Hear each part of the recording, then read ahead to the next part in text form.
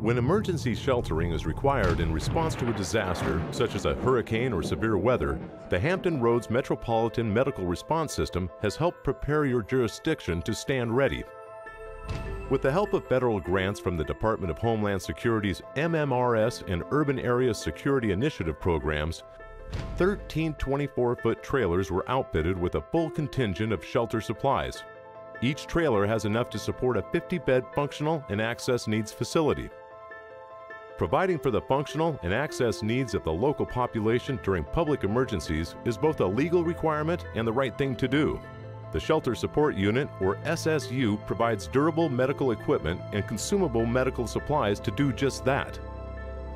Hampton Roads jurisdictions are at risk to unpredictable seasonal weather and other potential man-made events or natural occurrences that may require specialized shelter support.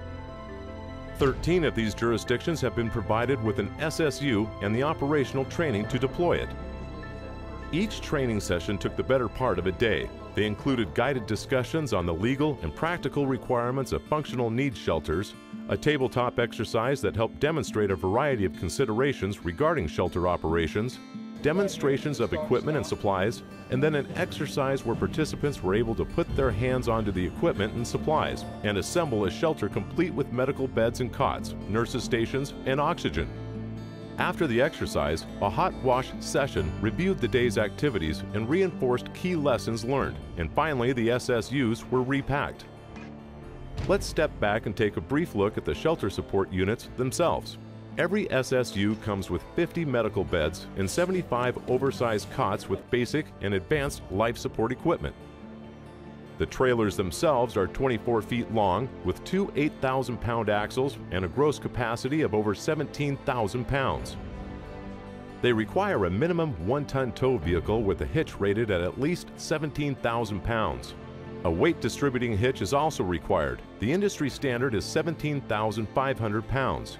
The tow vehicle itself must be provided by the jurisdiction. MMRS has assisted jurisdictions with acquiring the hitch and weight distribution system.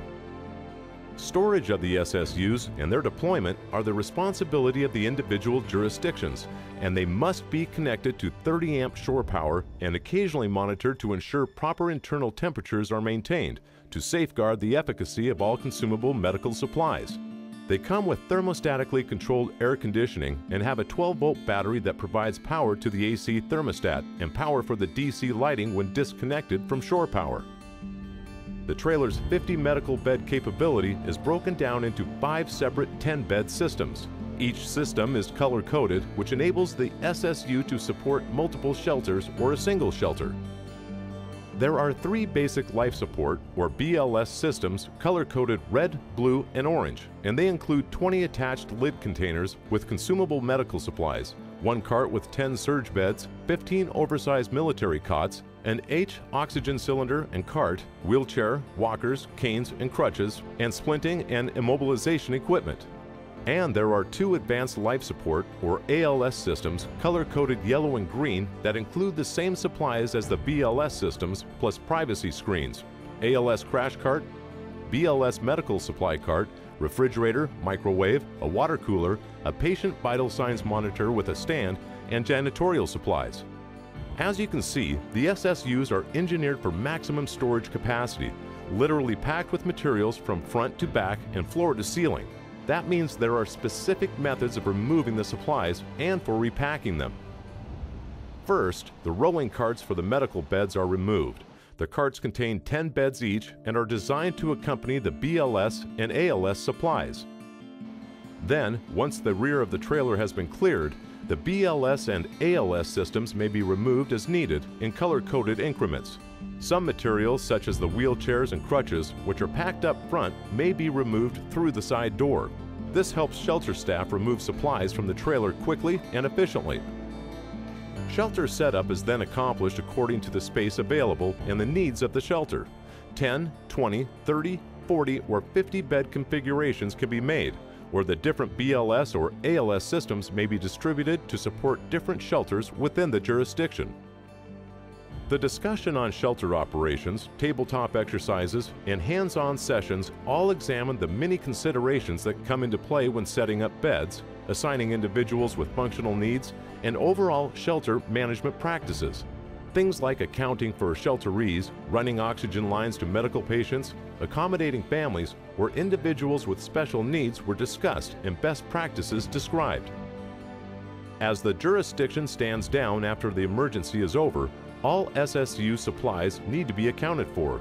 Lists of consumable medical supplies expended need to be generated, and the SSU repacked and readied for the next event. After shelter operations are over, MMRS will work with each jurisdiction to help replace all consumable medical supplies. It's up to the jurisdiction to help cover the cost of these supplies, but MMRS will help supply them using existing vendor relationships to maintain interoperability and bulk purchase discounts. And that's about it. Your jurisdiction's SSU is standing by, ready for use when the next disaster hits. You've seen what it contains, how it's organized, and how its supplies are deployed in support of your jurisdiction's functional needs shelters. Your job is to know where your jurisdiction's shelter support unit is stored, how to request its use, and who is responsible for deploying and maintaining it. Have questions or need further information? Contact your local emergency management office or the Hampton Roads Metropolitan Medical Response System at 757-963-0632 or online at www.hrmmrs.org.